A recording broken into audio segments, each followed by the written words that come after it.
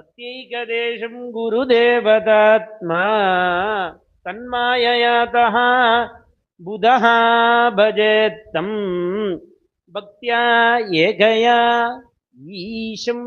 ஈசனான கிருஷ்ணனை குருவாக பாவிங்கோ. அந்த குருவா இருக்கக்கூடிய கிருஷ்ணனே உங்களுக்கு தெய்வமாகவும் இருக்கான். குரு தேவதாத்மா சொல்லிக் கொடுக்கிறாள் கவி என்ற யோகி.